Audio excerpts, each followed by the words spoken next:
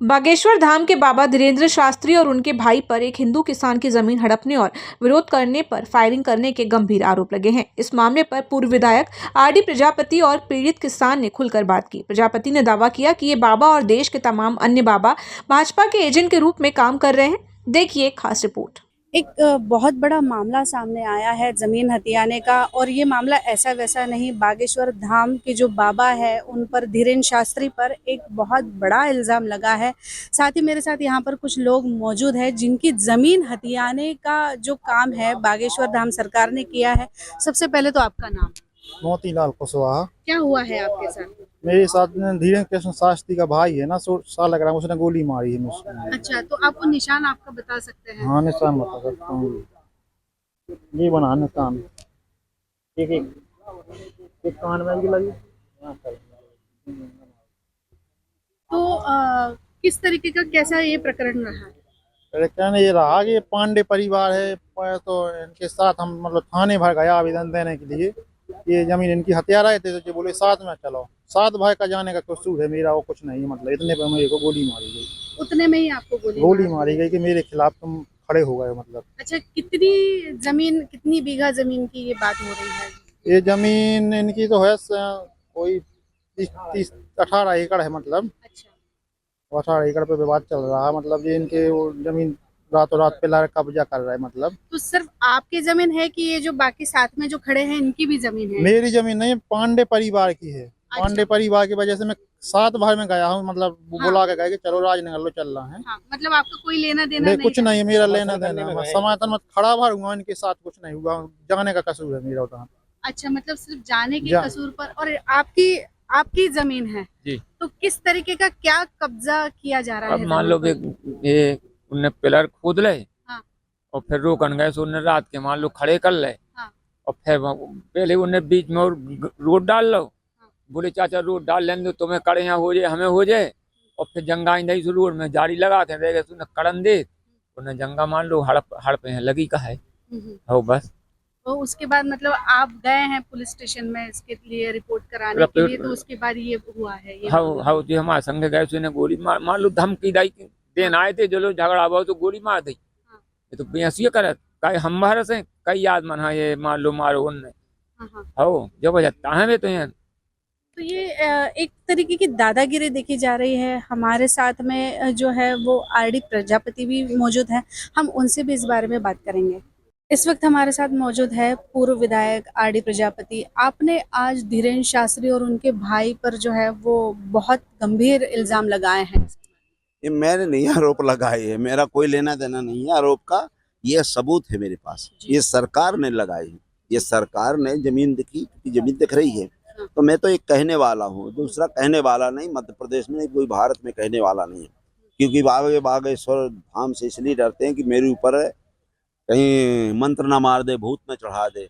तो पहले तो मैं ये कहना चाहता हूँ, ये पूरा करोड़ों रुपए की जमीन उनके हाथ में है, सालिग्राम जी की, जो कह रहे हैं मेरे भाई से कोई लेना देना नहीं। 2023 से कह रहे थे, तो 2026-27 में लाखों करोड़ों रुपए की जमीनें कहाँ आई? ये बागेश्वर धाम जी का ये चिट्ठा है, ये शासन के पास है। और SC ST की जो पट्टे मिले थे वो पूरी जमीन हड़प लिए, आपके मरघट हड़प लिए, तालाब हड़प लिए, पहाड़ हड़प लिए, तो समतलीकरण कर दिया है। आप 80% हिंदू वहां से पलायन हो चुका है, और जो बचे हैं वो भी बचने वाले नहीं हैं। तो पहली बात तो ये है, ये कोई भूत पोंगड़ा नहीं जानते हैं।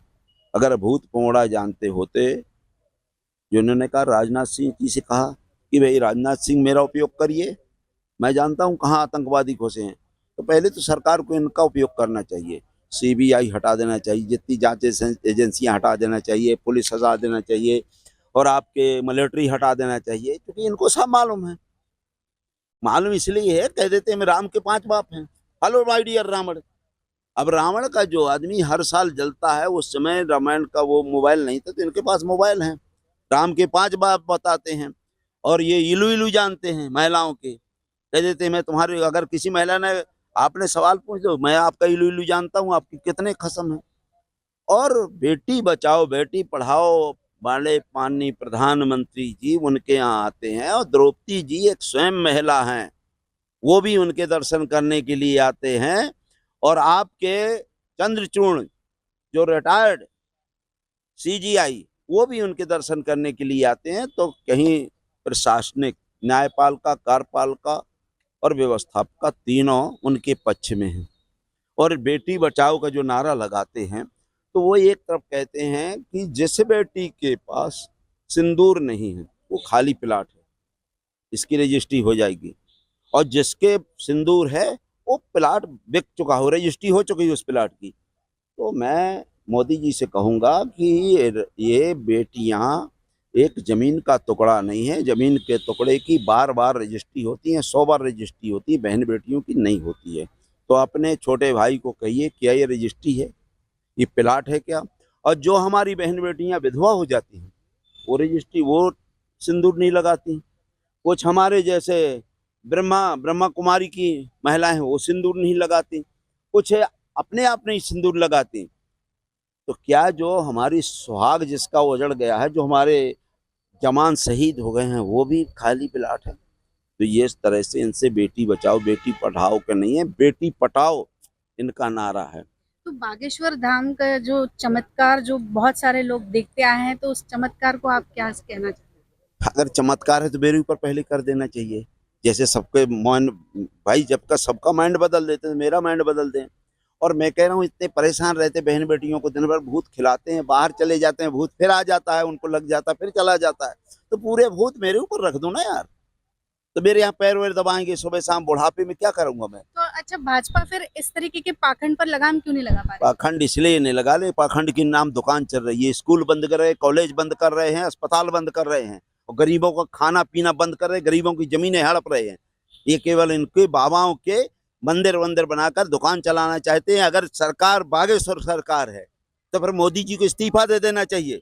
इन बाबाओं को सरकार, इनकी स्टेट में इनकी सरकार बना देना चाहिए। कोई सरकार नहीं होती है, ये केवल लुटाई डकैती चोरी का काम है। जिस तरह से राम रहीम आसाराम ने लूटा है, इसी तरह से ये लुटाई चुटाई का काम कर रहे हैं। इसलिए इन पर कोई भरोसा नहीं। तो क्या बागेश्वर धाम सरकार और भाजपा सरकार, तो इनकी मिली भगत से ये सब एजेंट कुछ- भारतीय जनता पार्टी के एजेंट है ये जितने बाबा हैं ना। एक वो अंधाचार जो कहते हैं वंडरफुल इंस्ट्रूमेंट फॉर एंजॉय, महिलाएं एंजॉय का साधन है।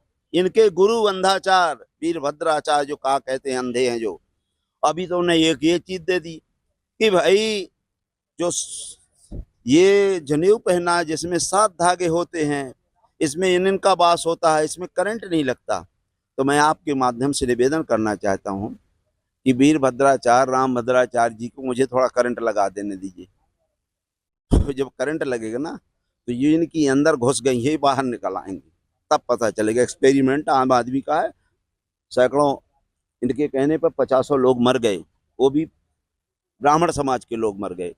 तो इनका गुरु जी अंधा है, जो कल अंदर से अंधा है बाहर से भी अंधा है। अभी आपके एक चीज और अभी उन्होंने कहा, रामचंद्र जी के बाप तो 5 बाप कहा, अभी अनिरुद्धाचार्य जी ने कहा कि हनुमान जी के 3 बाप हैं। आपकी बहन जी और आप कोई भी किसी भी आदमी को कह दो तुम्हारा दूसरा बाप है, वो आपको या तो मार डालेगा या मर जाएगा। तो जो राम, सब राम की आस्था है। एक अंधभक्त मूत पीने वाले गोबर खाने वाले क्यों नहीं बोल रहे हो? या बताओ 5 बाप कहाँ से आए गए? जब भगवान के 5 बाप है तो दूसरों को क्यों उंगली उठाते हो? जाने दो सुअर जैसा, जानवर जैसा, करने दो व्यवहार। क्यों क्यों आपके न्यायपालिका और ये बनाए हुए हो? इसलिए धंधे वाले लोग हैं ये। इनके यहाँ कई बेटियों को पकड़ी गई और हजारों बेटियां पकड़ी गई। ये कह रहे थे नहीं हम उनको महोबा लिए जा रहे, चोरी करती थी। तो पहले तो आप चोरी का पता लगा लेते। दूसरा, अगर चोरी का पता नहीं आप लगा पाते हो तो एम्बुलेंस में भी क्यों भेजी, फिर रात को क्यों भेजी? अगर पकड़ी गई तो फिर वापस क्यों लौटाएंगे? जबकि यहाँ आपके यहाँ स्वयं की रेलवे स्टेशन है। तो आप पहले बता देते कि साहब ये चोरी करती है, पकड़ा देते। ये कुछ नहीं जानते। आज जब मैंने इनका विरोध किया तो इन्होंने कहा मेरे यहाँ कुछ लौंडियाबाज रहते हैं। अब मेरे घर में कोई लौंडियाबाज हो, लेकिन वो बोली मैं सबको नहीं हटा सकता। लौंडियाबाज रहेंगे लेकिन मैं पूरे को नहीं हटा सकता, क्योंकि मेरे यहाँ लौंडिया कौन सप्लाई करेगा आदमी? भाई लौंडियाबाज हैं तो हटाओ ना यार सबको। आप ही कह रहे हो, मैं थोड़ी कह रहा हूँ। अगर एक मछली पूरे तालाब को गंदा कर देती है, तो हटाओ ना लौंडियाबाज को। तो जो लौंडियाबाज कहेगा वहाँ बेटियों की रक्षा नहीं हो सकती, बिल्ली से दूध की रक्षा नहीं हो सकती, बिल्ली से चूहा नहीं रखाए जा सकते। इसलिए मोदी जी बेटी पढ़ाओ नहीं बेटी पटाओ की आप बात करो, इससे ज्यादा अच्छा नहीं रहेगा। तो ये थी पूर्व विधायक आर डी प्रजापति से खास बातचीत। एमएस टीवी के लिए स्वाति।